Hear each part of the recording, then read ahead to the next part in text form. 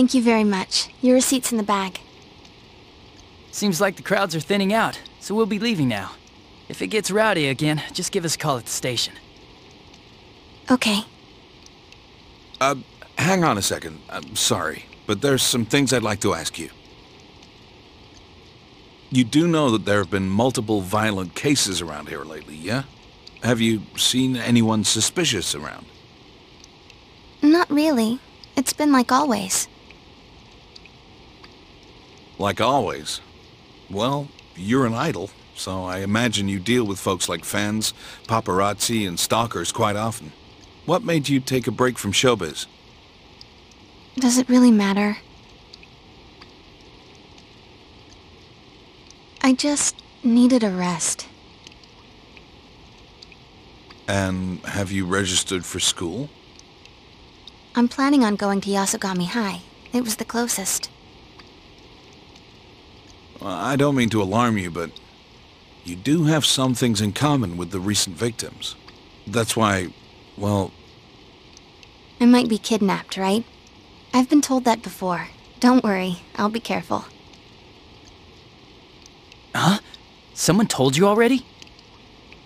It was 3 guys. They were wearing uniforms, so I think they were high school students. Did one of them happen to look... how do I put it? Did he look something like a gang member?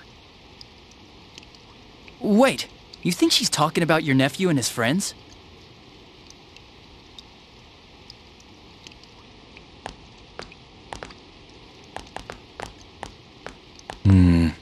Something smells here. The recent disappearances. Between those and the 2 homicides, there's too many questions with no answers. To tell the truth, I followed my detective's intuition and came here to warn her. How could high school kids who know less than we do beat us to the punch? Were they just making up an excuse to talk to a famous celebrity? Or... Sir? Yasogami High. The second victim, Saki Konishi, and 2 other students who were missing for a while. I guess the investigation of the ones involved with the school hasn't turned up anything either. Aren't we gonna be in trouble if this keeps up? The prefectural police will be coming soon. They're the least of your worries. Keep your head in the game.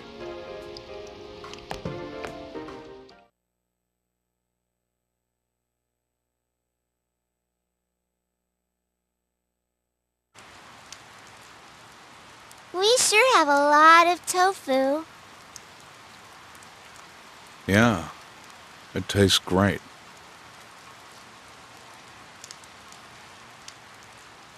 You visited Rise Kujikawa today. What did you talk about?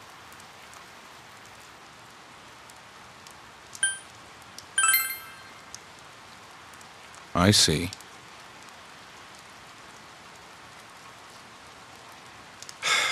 Forget it. I shouldn't have brought it up. You guys met Rise-chan? Yeah. Are you fighting again? Of course not. Here, hurry and finish your dinner.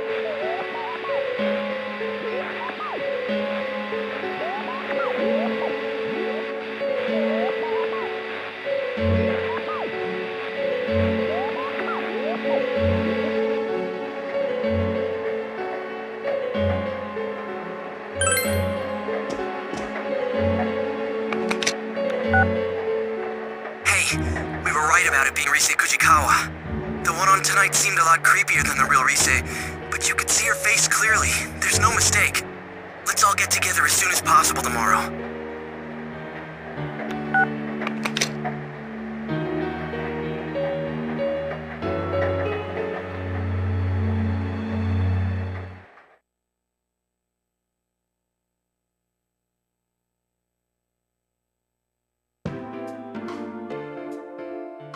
So about the Midnight Channel last night. That had to be Rise Kujikawa. It even showed her face this time. So now we know one more thing. The ones that the culprit's targeting are...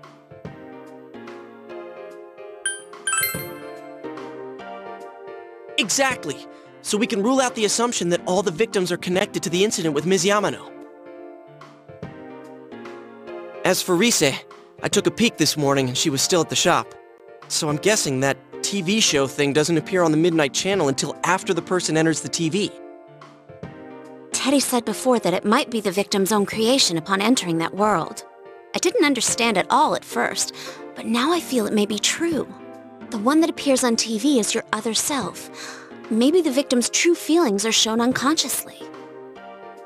But we see them on the Midnight Channel before they disappear. You know, when it's still really fuzzy and you can't tell who it is. How do you explain that part?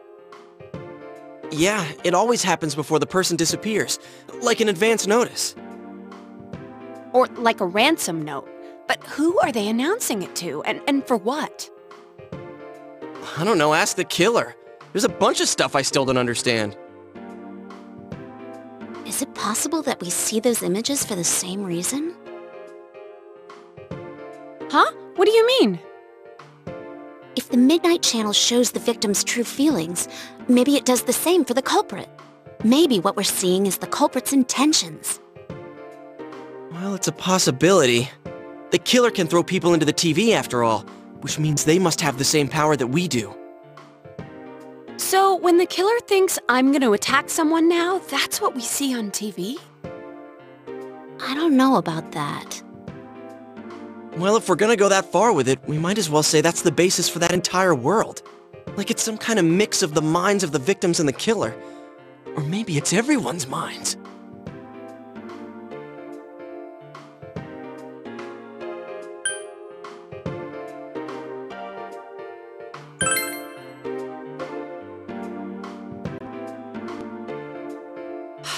As always, nothing makes sense. Hey, Kanchi-kun, you still with us? You haven't said a word yet.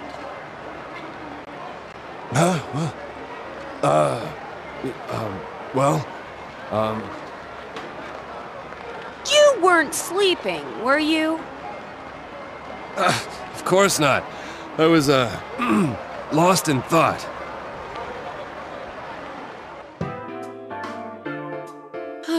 I wish I knew what that world's all about. Teddy's explanations have so many maybes in them that I don't understand the first thing about it. Why would the culprit throw people inside the TV in the first place? They must know by now that people die when they're in there long enough. There's no doubt it's attempted murder. So the TV's a good way to do that, because the police can never prove anything about the crime. Murder, huh? So the killer's got a grudge against certain people? Well, I know there's a shitload of people who've got my number. How about you, Yukiko-senpai? Anyone hate you so bad they'd get rid of you forever? No. Yukiko, there's always a slight chance and you just don't realize it. But if we're trying to think of a common grudge someone would have against all the victims, I'm drawing a blank. Well, the good thing is we have another shot at getting ahead of the killer. We can leave the motive aside for now. Once we catch him, we'll make him talk. The only thing we can be sure of now is that Rise is in danger. Wait! We get to do another stakeout? Hell yeah! This time we'll catch him in the act.